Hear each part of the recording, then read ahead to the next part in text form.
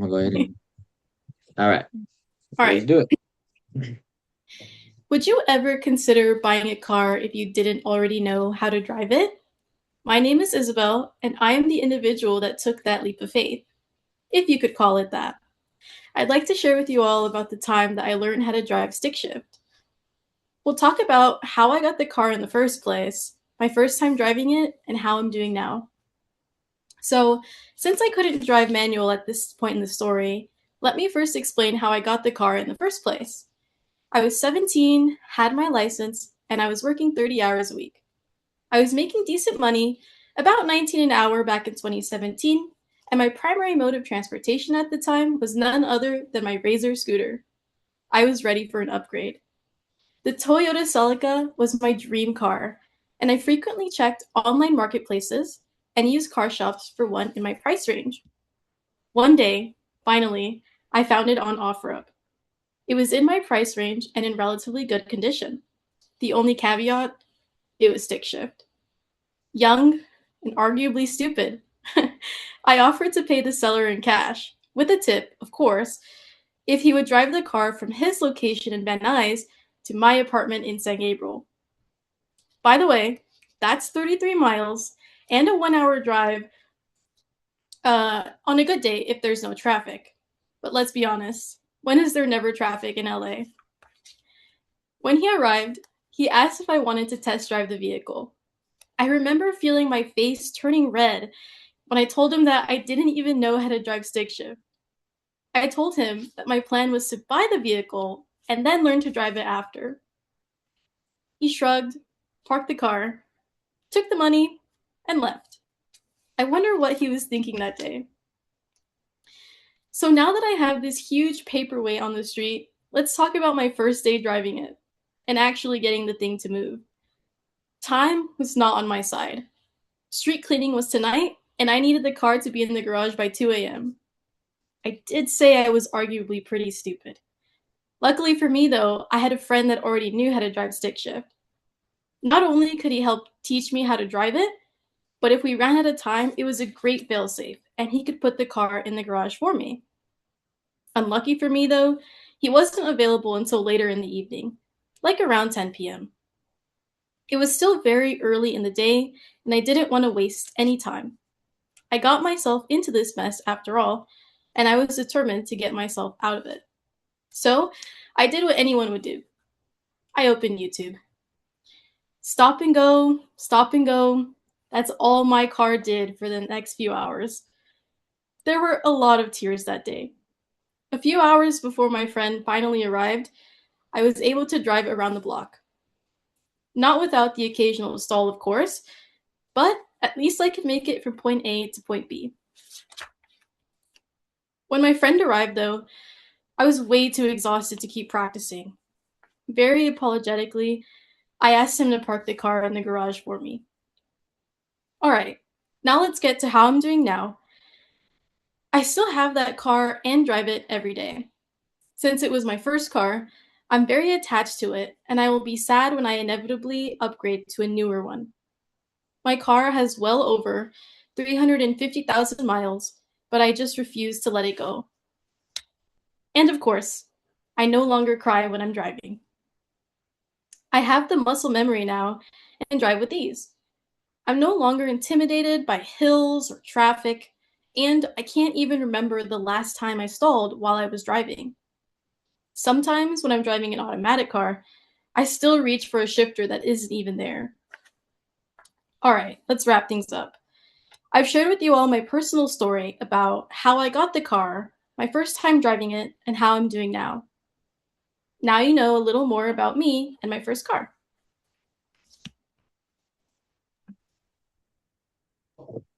Good job. I'm so excited that you're a stick shift driver too. Yeah, me too. Heck yeah. You girls are awesome. My mom's been trying to get me to learn. She's like, you have to know it's just a badass thing. Definitely You is. gotta As a learn, girl, man. I'm It's a like, dying Mom, I trade. got It is. right. Oh man, that was cool. Good job. Alrighty, I will go next. I will apologize in advance if you hear little baby meows. I got animals everywhere. It's okay. Okay. Let's see if I can position this. I am standing to down a little bit more. Excuse the mess, we're still moving. Alrighty. Let's see. What was my topic again? Okay. I like to say that I like animals more than I like people. So ever since I was a little girl, I loved animals. And I mean, loved animals. I was that kid that was bringing home every little stray animal. And I mean, every stray animal, from like wild animals to little cats and dogs, to the point where my mom and dad, they just kind of knew that they were coming home and they could not pull it away from me. That motto has always followed me, and I like to provide that motto for my kids as well. So growing up, we didn't always have the best upbringing. We kind of had things touch and go. I'm a teen mom, so I have 3 kids at a very young age. And sorry, I'm nervous as heck. From a very young age, so I always like to fall on my animals for comfort, for support, and then also for motivation. I now am a business owner, but to get to my business, we had a lot of trials and tribulations, family members coming and going out of our life, people coming and passing, but staying strong is what I always try to do. So I started out with being a teen dropout. So I dropped out of high school in my sophomore year, just to take care of my kids. I went and I got a normal, well, I guess it's not a normal, I went and got a paid job under the table to provide for my family. Schooling was the last thing on my mind. I honestly put it at the back. Like I threw it away. I didn't think I was ever going to finish schooling because caring for my kids was always what I had to do. It was work, take care of the kids, and then when my kids got older, I had to put them in school and make sure that they got everything that they needed. And I never had a proper support. Moving forward as an adult, it took me a long time to kind of realize that I was an adult, because like as a kid, you kind of stay in that mindset. And when you don't have that structure to help you learn to be an adult, you kind of figure it out on your own. And so when I got married to my loving husband, we decided to start a family, and he motivated me to jump into school. And with the schooling, I was able to take financial aid money, put it on a down payment for our trailer, our mobile grooming trailer for Liz Groom for You. And with that, we started our mobile dog grooming business. And it's been lows and highs even with that. In the first year, we thought we were going to completely lose our business. We thought we were going to completely lose our home. And we had CPS knocking on our door every single day because of family members making false accusations. So you can't always depend on the people that you think you can depend on. So within the first year of our business, we had to up and move homes. We actually moved 2 counties over to get to where we're at now. We ran from LA County, skipped over Orange County, and came right to Riverside County, which we actually love it here a lot. There's a lot of more animal community here. There's a lot of livestock, as you can see if you go up and down Ramona. There's all kinds of cows and chickens and goats, which we love. Starting the mobile grooming business has been very, very rough.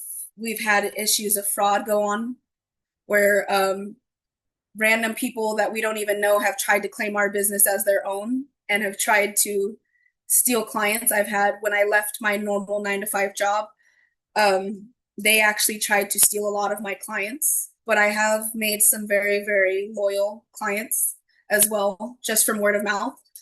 So advertising via word of mouth has always been a thing of mine because we can't financially afford paying for our business or paying for the marketing for our business. And so doing school has helped me a lot in the financial aspect of learning how to run my business. And now as my business career has taken off and using my school to continue my business, I will be able to do what I've always wanted to do, which is become a registered vet tech and hopefully become a veterinarian with my skills. Crap, I forgot my note cards because we're moving. Let's see.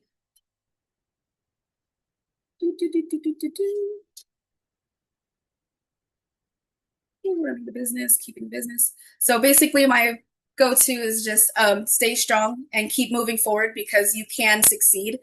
Take me, for example, being a single mom at one point in time, a teen mom, to a now semi-successful business owner. Um, yeah, that's it. Elizabeth Battle is the worst possible. I had note cards, but I lost them because we are moving. Oh no. It's the worst. You did I good. relate to that so much, girl. I lost my notes too in a move the other day. Oh my goodness. Dude, it's a mess.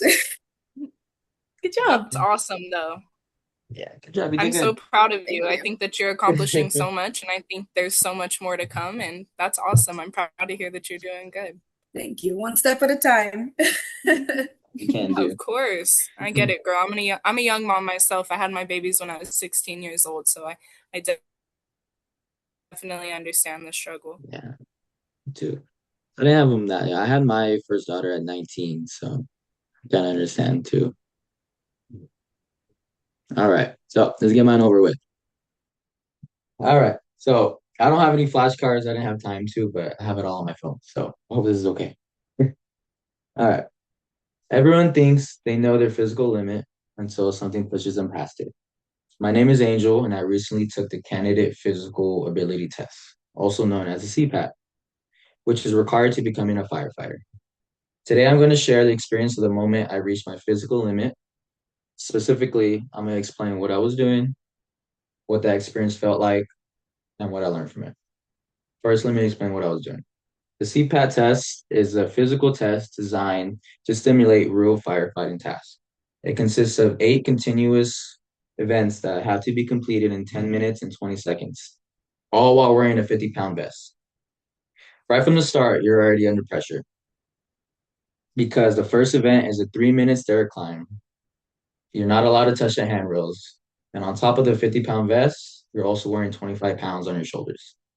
After that, the test becomes a mix of strength and intense cardio. Things like dragging hoses, carrying equipment, and moving as fast as possible without stopping. When I finished the test, I missed a cutoff time by just 8 seconds. Now that you know what I was doing and the outcome, let me tell you what it actually felt like. From the very beginning, my legs were already shaking in a way I've never experienced before. During the stair climb, I felt my legs burning out faster than they ever had before. I tried to pace myself, but I could already feel the fatigue setting in early.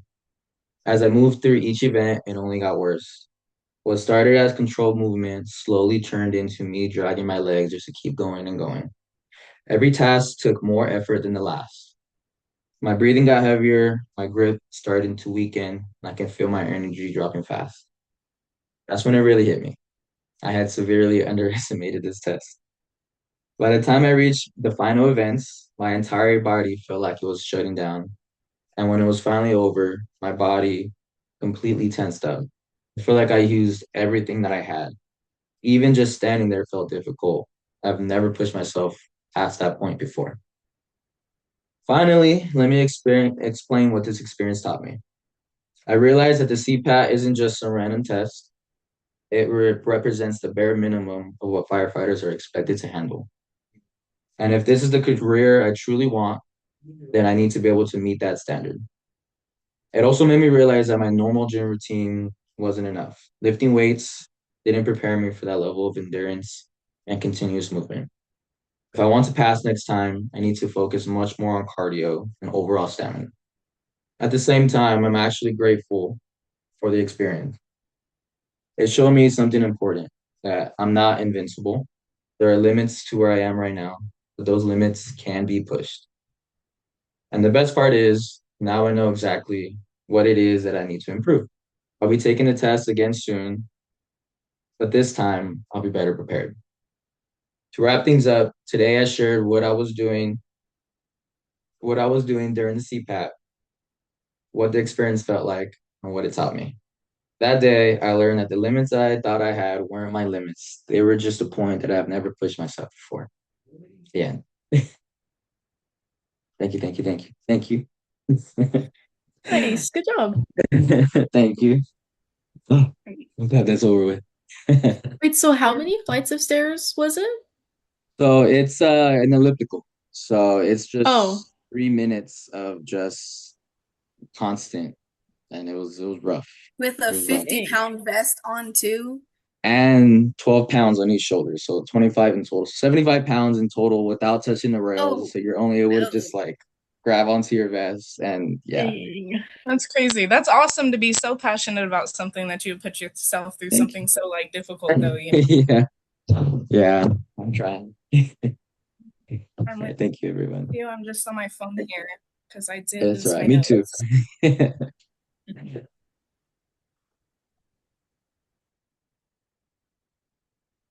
Sorry, let me just get this together. I did lose my notes too, so we're going digital.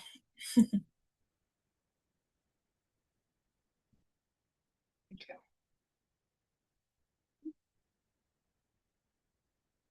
Alrighty.